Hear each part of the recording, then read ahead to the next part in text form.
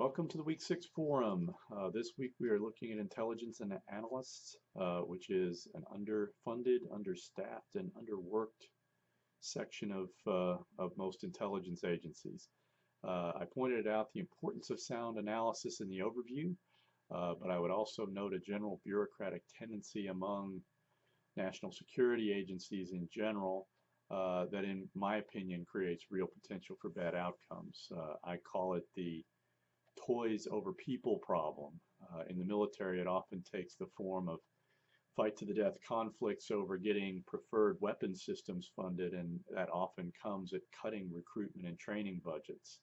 The result is that we have the finest technological warfighting systems in the world, but there are often too few soldiers manning those systems, and their training on those systems is often sketching. Oh, and they often are issued boots that literally melt on hot pavement. In the intelligence community, the toys over problem or toys over people problem tendency manifests itself in collection systems over analysis divisions, which means that there's a consistent tendency to throw money and commit a lot more resources to collecting data than actually analyzing them. So what are the consequences of that tendency for the intelligence community? One of the interesting issues addressed in the chapter are the qualitative differences between short-term and long-term intelligence analysts. This is another source of tension between policymakers and the intelligence community. The intelligence community has to maintain at least some capacity for long-term analysis. But generally, policymakers don't care about that stuff and anything that might happen out of it, once they're out of office. I like Lowenthal's comment that current intelligence pays the rent for the intelligence community. I'm interested to see what other folks thought about that part of the chapter. One of the highest profile things that analysts get to do is briefings. And the presidential daily brief was, up until this administration, the closest that rank and file staffers would get to the president. What kind of skill set does it take for a person in order to go to the White House and lead a presidential daily brief? I like that Lowenthal makes the point of saying, I don't know, is the briefer's best friend. It's also the teacher's best friend. Pretending we know stuff we don't is, it's often something that younger teachers fall into, and I'm sure that's the same thing for younger intelligence analysts. The role that analysts play in times of crises also raises some interesting issues. One of Lowenthal's insights on crises that struck me as particularly important is that crises often erupt in places where presidential administrations least expect, where their previous priorities might be lowest. This is the reason why the intelligence community needs to invest in and retain regional experts that stay abreast of current events in those countries. These sorts of crises also create another source of tension, this one between policymakers who are intent on the political dynamics of a particular crisis and military combatant commanders who are primarily concerned with intelligence on the military situation. How does the intelligence community find a way to get the right kind of intelligence into the right hands? How do they coordinate so that the one hand knows what the other hand is doing? There are other issues raised in this chapter. Where does the intelligence community recruit for its analysts? What kinds of majors do they want? How much does it cost to recruit and train someone to be an intelligence analyst? How long does it take before an intelligence analyst has sufficient experience to be trusted? Is it possible for an analyst to be on the job too long, to get stale, and to start to lose the focus and attention to detail that you need to be a great analyst?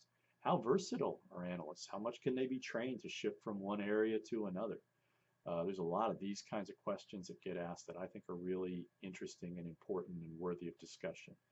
The question of whether artificial intelligence may at some point supplant analysts as knowledge workers sounds like something out of a sci-fi novel.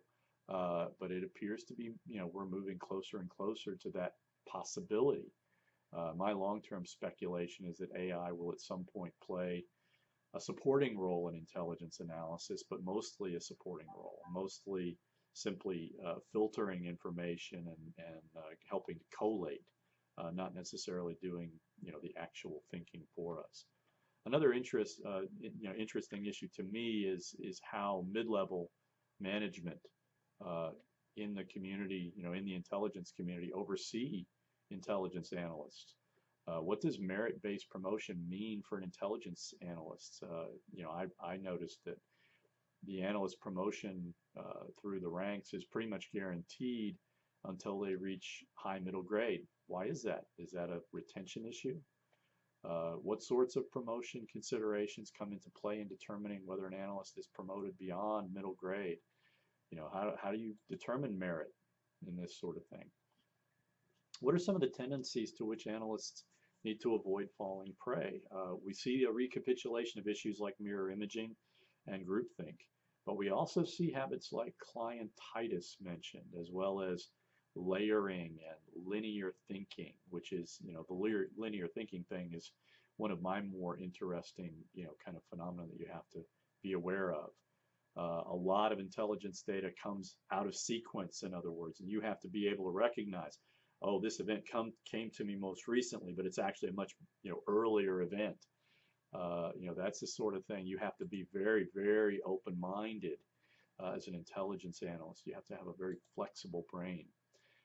Finally, how should we evaluate the effectiveness of analysis? We always have to remember that intelligence is not omniscience, and it shouldn't pretend to be.